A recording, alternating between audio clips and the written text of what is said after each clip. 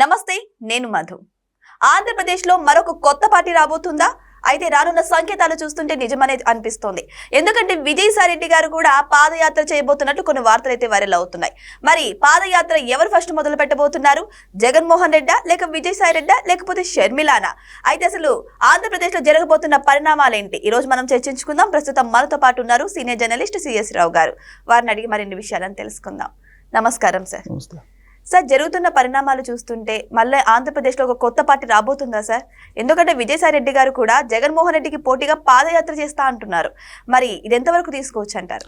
So Jaganmohan Reddy గారికి పోటీనా కాదా అనేది ఆయన చెప్పలేదు, కానీ ఖచ్చితంగా ఈ సంవత్సరం పాదయాత్రకి ఆయన శ్రీకారం చుట్టే అవకాశం ఉంది అనేది మాత్రం లీక్స్ ఇస్తున్నారు. ఎవరు? విజయసాయిరెడ్డి గారు. వాస్తవంగా ఆయన ఏం చెప్పాడు సంవత్సరం క్రితం, లాస్ట్ జనవరిలో అనుకుంటా, నాకు రాజకీయాలతో సంబంధం లేదు, నేను రాజకీయాలను వదిలిపెడుతున్నాను, నేను వ్యవసాయం చేసుకుంటాను అని చెప్పాడు. అలా అని చెప్పేసి రాజకీయాలకు దూరంగా ఉంటున్నారంటే అప్పుడప్పుడు ట్వీట్లు చేస్తున్నారు, అప్పుడప్పుడు ఢిల్లీకి సంబంధించిన నేతలతో కలుస్తున్నారు, మాట్లాడుకుంటున్నారు, ఇవి జరుగుతున్నాయి. ఈ సందర్భంగా చాలా వీడియోలు నేను కూడా చేశాను, విశ్లేషించాను. విజయసాయిరెడ్డి గారు రాజకీయంగా మళ్ళీ వస్తారా అనే దాని మీద కూడా చర్చించాం. నేనేం చెప్పానంటే, సింహం పులి వేటను ఆపేస్తుందంటే మీరు నమ్మారా? సో నమ్మరు. సింహం పులి వేటను ఆపేస్తుందని చెప్తే ఎవరు నమ్మరు, ఎందుకంటే అది అలవాటు, అసలు అది క్రూర మృగం. సో కాబట్టి వేటని ఆపితే అది ఆహారం ఉండదు. సో అలాగే రాజకీయ నాయకులు ఎప్పుడైనా సరే రాజకీయాన్ని అనుభవించినటువంటి వాళ్ళు, రాజకీయ పదవులను అనుభవించినటువంటి వాళ్ళు, రాజకీయాల్లో ఒక ఉన్నత స్థాయిలోకి వెళ్ళి ఆ పదవుల్ని అనుభవించినటువంటి వాళ్ళు ఎప్పుడు కూడా రాజకీయాలకు దూరం కావాలని చెప్పేసి అనుకోరు. కాకపోతే పరిస్థితులు బాగలేనప్పుడు, అనుకూలించినప్పుడు కొంతకాలం పాటు వెనక్కి తగ్గుతారు తప్పితే మళ్ళీ అవకాశాల కోసం ఎదురు చూస్తుంటారు. ఎక్కడ అవకాశాలు వస్తాయి అనేది వెయిట్ చేస్తారు. ఏ అవకాశం వస్తుంది, ఏ అవకాశం బెటర్ అనే దాని మీద వీళ్ళు ఎప్పటికప్పుడు క్యాలిక్యులేషన్ చేసుకుంటూ ఉంటారు. ఏ రాజకీయ నాయకుడైనా దాదాపు 99% మంది ఇలానే ఉంటారు. దాంట్లో విజయసాయిరెడ్డి గారు కూడా అతీతమేం కాదు. నేను అదే చెప్పాను గతంలో కూడా, ఇప్పుడు అదే నిజమైంది. నేను చెప్పింది నిజమైంది. విజయసాయిరెడ్డి గారు ఇప్పుడు మళ్ళీ రాజకీయాల్లోకి రావడానికి ఆయన పంచులు వేస్తున్నారు. ఎలా రావాలనుకుంటున్నారు? బీజేపీలోకి వెళ్ళాలనుకున్నారు. కానీ బీజేపీలోకి వెళ్ళడానికి చంద్రబాబు నాయుడు గారు ఎన్ఓసి ఇవ్వాలి, కూటమిలో కీలకం. కాబట్టి ఎన్ఓసి ఇస్తారా చంద్రబాబు నాయుడు గారు? ఇచ్చే అవకాశం లేదు. కాబట్టి బీజేపీలో చేరే అవకాశం ఉందంటే ప్రస్తుతానికైతే కనిపించట్లేదు.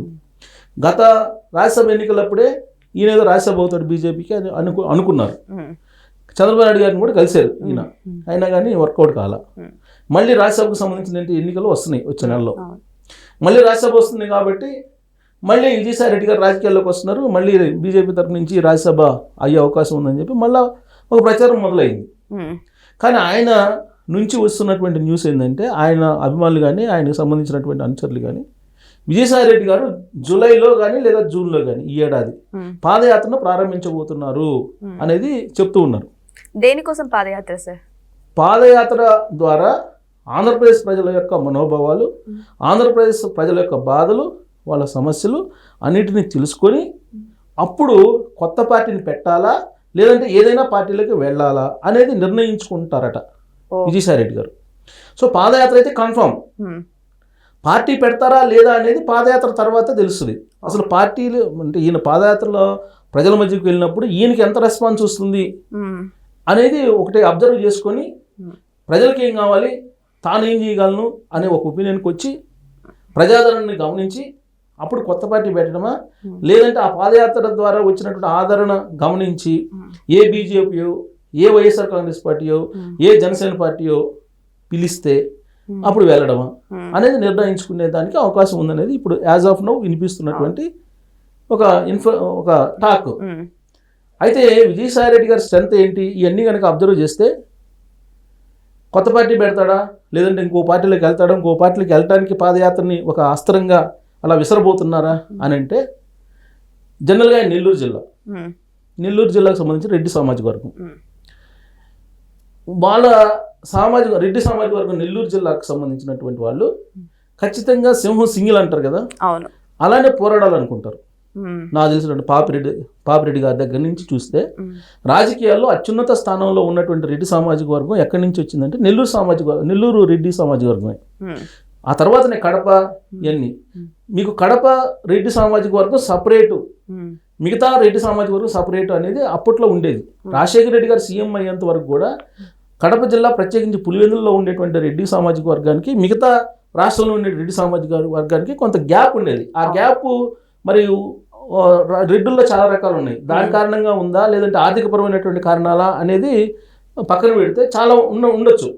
ఇది ఉపకులాలకు సంబంధించిన గ్యాప్ ఉండొచ్చు, లేదంటే ఆర్థికపరమైన గ్యాప్ ఉండొచ్చు, లేదంటే అక్కడ కల్చరు, కడపలో ఉండేటువంటి ఫ్యాక్షనిజం, పులివెందులో ఉండే ఫ్యాక్షనిజం, నెల్లూరు జిల్లాలో ఉండేటువంటి కల్చరల్గా ఉండేటువంటి కొన్ని కార్యక్రమాలు, వీటికి పొంతన ఉండకపోవచ్చు.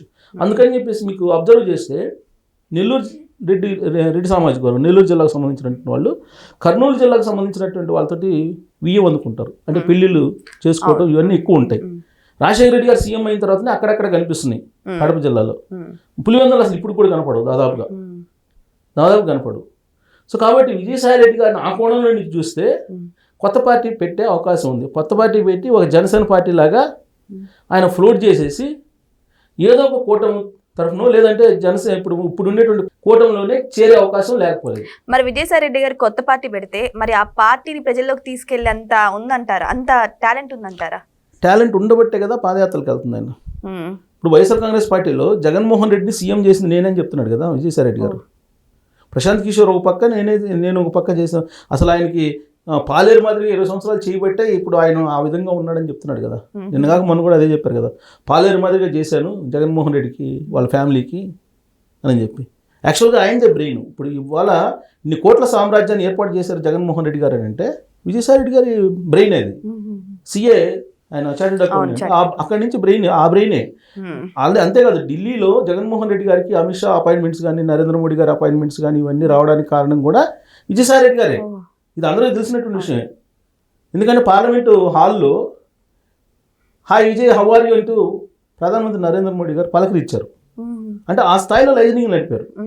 సో మనం తక్కువ అంచనా వేయడం లేదు విజయసాయి రెడ్డి గారిని. ఇంకోటి కూడా చెప్పాడు ఆయన, రామోజీ గారి లాగా మీడియాను కూడా స్థాపిస్తానని చెప్పాడు. సో జగన్మోహన్ రెడ్డి గారి బలం ఎక్కడుంది? మీడియాలోనే ఉంది. మాయల పకీర్ ప్రాణం చిలకలో ఉన్నట్టు జగన్మోహన్ రెడ్డి గారు ఎన్ని చేసినా బలం ఎక్కడుంది? ఇవాళ రాజకీయంగా ఆయన బతికున్నాడంటే కారణం మీడియా, సొంత మీడియా. సో అలాంటి సొంత మీడియాని నేను పెట్టుకుంటానని చెప్పి విజయసాయి రెడ్డి గారు ఎప్పుడూ చెప్పారు. సో ఒక పక్క మీడియాని ఫ్లోట్ చేసి ఇంకొక పక్క రాజకీయ పార్టీని పెట్టుకుంటే ఆయనకున్నటువంటి స్ట్రెంత్ ఆయనకు ఉంటుంది, డెఫినెట్గా ఉంటుంది. ఇప్పుడు రెడ్డి సామాజిక వర్గం సొంతం చేసుకునే పరిస్థితి లేదు జగన్మోహన్ రెడ్డి గారిని. ఇప్పుడు కొంతమంది ఇప్పుడు జేసీ దివాకర్ రెడ్డి, ప్రభాకర్ రెడ్డి గారు లాంటి వాళ్ళు ఏమంటున్నారు, ఇతర అసలు రెడ్డి సామాజిక వర్గం కాదు అని అంటున్నారు జగన్మోహన్ రెడ్డి గారు. వాళ్ళు ఓపెన్గా మాట్లాడుతున్నారు. ఆ వాయిస్ మీకు ఆ రెడ్డి సామాజిక వర్గంలో బలంగా వినిపిస్తుంది ఈ మధ్యకాలంలో. సో కాబట్టి విజయసాయి రెడ్డి గారిని రెడ్డి సామాజిక వర్గం ఓన్ చేసుకోవచ్చు. సో కాబట్టి కొత్త పార్టీ పెట్టి బీజేపీ ఉండేటువంటి కూటమిలోనే ఒకవేళ కలవచ్చు. లేదు ఆ రోజు పరిస్థితులను బట్టి ఆయన ఒక డెసిషన్ తీసుకోవచ్చు కొత్త పార్టీ పెడితే. లేదు ఈలోపు పాదయాత్ర చేస్తే బీజేపీ ఆహ్వానించవచ్చు ఆ రోజు బారినటువంటి పరిస్థితుల దృష్ట్యా. పాదయాత్ర అయితే కన్ఫర్మ్. అయితే షర్మిల గారు కూడా పాదయాత్ర చేస్తూ ఉన్నారు. ఎలక్షన్ ముందు నేను పాదయాత్ర 1 year ముందు నేను పాదయాత్రకి వెళ్తానని చెప్పి ఆవిడ అనౌన్స్ చేశారు, కాంగ్రెస్ పార్టీని బలోపేతం చేస్తానని చెప్పి. జగన్మోహన్ రెడ్డి గారు 1.5 year తర్వాత నేను పాదయాత్ర చేస్తానని చెప్పి రీసెంట్గానే అనౌన్స్ చేశారు. సో ఇవన్నీ కూడా పాదయాత్రలు ఇప్పటికి జగన్మోహన్ రెడ్డి గారిది కన్ఫర్మ్ అయిపోయింది, విజయసాయి రెడ్డి గారిది కన్ఫర్మ్ అయిపోయింది, షర్మిల గారిది కన్ఫర్మ్ అయిపోయింది. కాబట్టి వీళ్ళు ముగ్గురు ఎవరు ముందు వస్తారు, ఎవరు ఏ స్ట్రాటజీతో వెళ్తారు, ఎవరు ఎందుకు పాదయాత్రలు చేస్తున్నారు? జగన్మోహన్ రెడ్డి గారు అధికారం కోసం చేస్తున్నారు. అధికారం కోసం చేస్తున్నప్పుడు ప్రజలకు ఏం చెప్తారు? 2019 నుంచి 2024 వరకు మీరు చేసింది ఏందని అడుగుతారు. దానికి ఏం చెప్తారు? విజయసాయి రెడ్డి గారు వెళ్తారు, విజయసాయి రెడ్డి గారు ఏం చెప్తారు? జగన్మోహన్ రెడ్డి గారు చుట్టూ క్వార్టరీ ఉంది, ఆ క్వార్టరీ కారణంగా నేను బయటకు వచ్చానని చెప్తున్నారు. ఆయన లిక్కర్ స్కామ్ లో జగన్మోహన్ రెడ్డి గారి ప్రమేయం లేదని చెప్తున్నారు. ఇది చెప్పడానికి ప్రజల్లోకి వెళ్తున్నారా, లేదంటే ఆయన కొత్త సొంత పార్టీ పెట్టుకుని ఆయన పార్టీ సిద్ధాంతం ఏంది ఇది తెలియాలి. అలాగే షర్మిల గారు పాదయాత్ర చేస్తానని అంటున్నారు. ఎందుకు? కాంగ్రెస్ పార్టీ పీసీసీ అధ్యక్షురాలుగా ఆవిడ పక్కన పెట్టాలని చెప్పి అధిష్టానం భావిస్తుంది. అందుకు పాదయాత్రను అనౌన్స్ చేశారా, లేదంటే నిజంగా పాదయాత్ర చేసి ఎవరిని టార్గెట్ చేస్తారు? గతంలో జగన్మోహన్ రెడ్డి గారిని టార్గెట్ చేశారు, అదే టార్గెట్ జగన్మోహన్ రెడ్డి గారిని చేస్తారా, లేదంటే కూటమిని టార్గెట్ చేసి వెళ్తారా? ఇవన్నీ రాబోయేటువంటి రోజుల్లో స్పష్టంగా మనకు తెలియబోతుంది వీళ్ళు పాదయాత్రకు వస్తే. సో ఏదేమైనా సరే చివరిగా ఇక విజయసాయి రెడ్డి గారిది, షర్మిల గారిది, జగన్మోహన్ రెడ్డి గారిది ముగ్గురిది కూడా పాదయాత్ర అయితే కన్ఫర్మ్ అయిపోయినట్టు తెలుస్తుంది.